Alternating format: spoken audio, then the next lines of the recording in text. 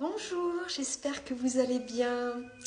Alors, tout d'abord, je voulais vous faire part, je ne sais pas si vous avez remarqué, mais je ne sais pas si c'est TikTok en général qui cafouille ou si on cible certaines personnes, mais j'ai remarqué que mes abonnés n'ont plus de notifications quand j'ai des nouvelles vidéos.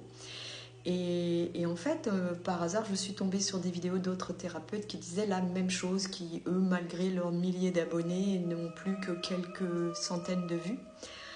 Alors, je ne voudrais pas sombrer dans la paranoïa, mais comme l'on sait qu'en amont, on ne veut pas forcément que les personnes éveillées ou éveillées, alors éveillées à ce qui se passe dans le monde ou éveillées à la spiritualité, en fait, il y a deux notions différentes, eh bien, on veut empêcher d'aider ceux qui ne sont pas éveillés à la spiritualité ou qui le sont mais qui sont un peu perdus, qui ne savent pas trop comment s'y prendre. Et on sait bien de toute façon qu'il y a une volonté que l'être humain n'ait pas conscience de qui il est réellement et de son immense pouvoir. Donc si on peut un peu boycotter les réseaux sociaux, ces personnes ne peuvent plus être visibles et donc aider. Ah, je ne sais pas, hein, c'est une interrogation. Bon, bref, peu importe, c'est pas le sujet.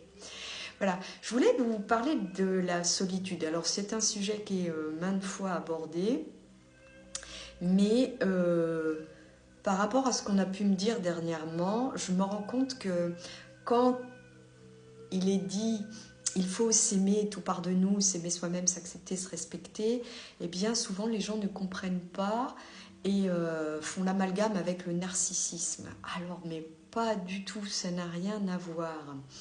Alors à la base, tout démarre, on va dire, de la solitude. Je vais parler de mon cas personnel, comme ça vous allez comprendre davantage. Pour ceux qui ont vu toutes mes vidéos, notamment victimes de pervers narcissiques, donc 21 ans, pas une histoire banale, et surtout ce divorce de 4 ans qui lui fut pire que les 21 ans, et bien suite à cela, j'ai été rejetée socialement, mais à très large échelle. Et quand on m'a fermé toutes les portes, je me suis retrouvée, moi je passais d'une vie sociale pleine à d'un seul coup l'isolement total, mais total. Hein. Et là, des crises de panique, des crises d'angoisse. J'avais jamais été seule avec moi-même, mais envie d'en finir. Alors vous allez dire envie d'en finir parce qu'elle est seule.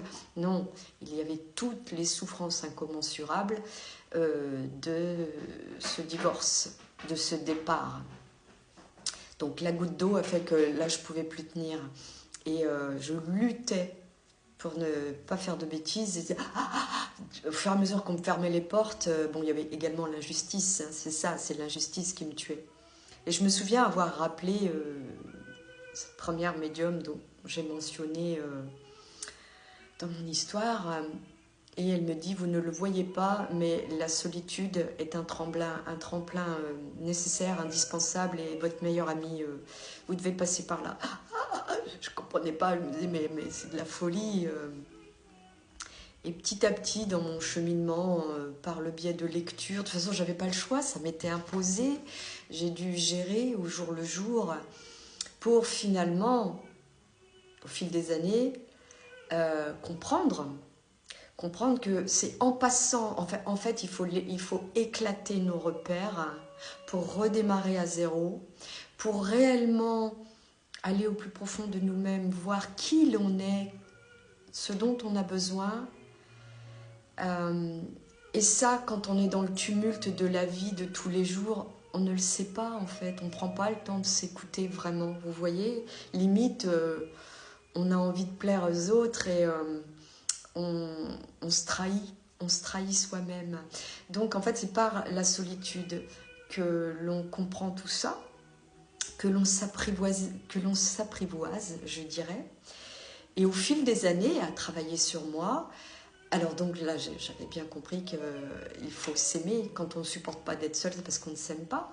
On n'est pas bien avec soi-même, on a peur de voir des vérités, de s'affronter soi-même, d'affronter nos démons, nos défauts, nos faiblesses.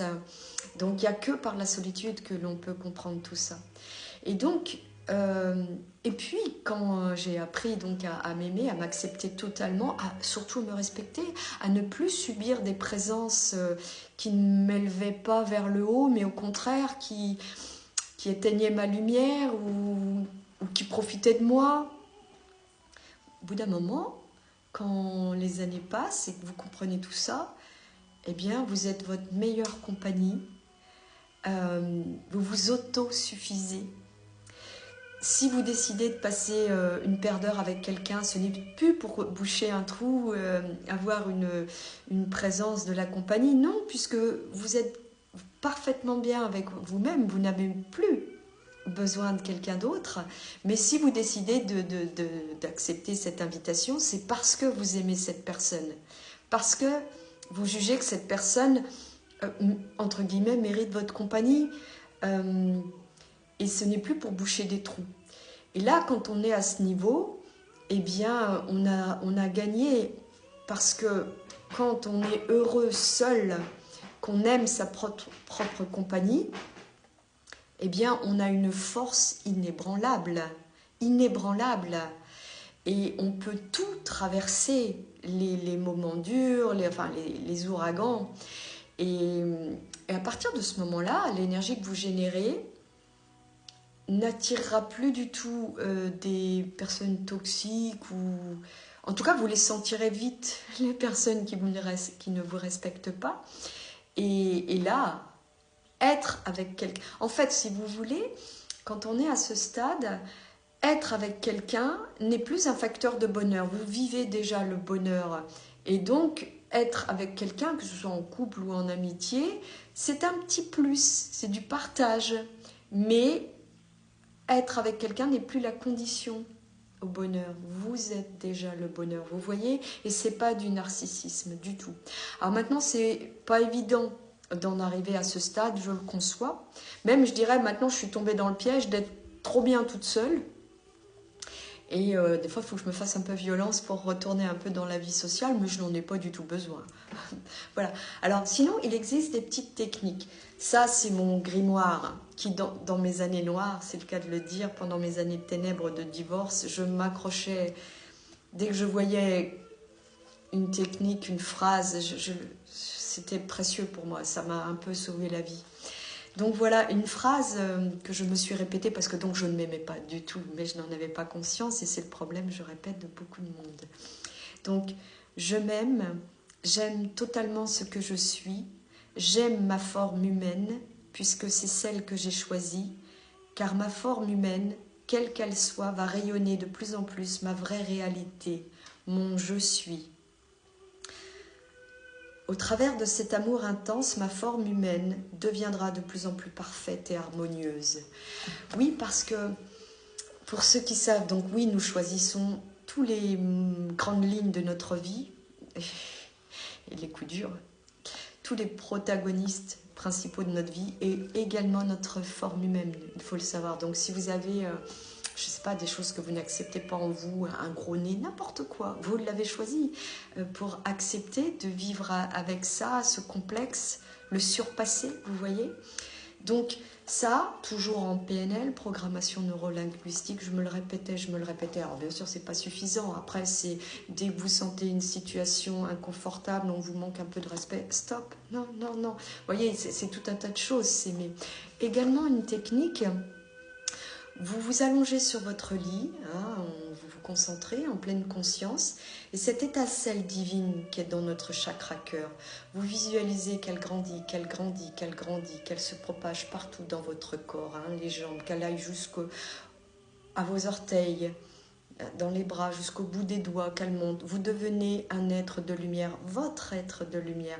Vous irradiez chacune de vos cellules. Ces petits exercices, vous pouvez le faire très souvent, ça ne fait pas de mal, et petit à petit, ça élève votre fréquence, qui va retomber, bien sûr, au moindre souci de la journée, mais faites-le. C'est des petites choses comme ça qui m'ont aidé, moi, à avancer. Voilà, dès que je repense à des techniques, je vous partage avec bonheur. Je vous souhaite tout le meilleur, je vous embrasse et je vous dis à très vite. Au revoir.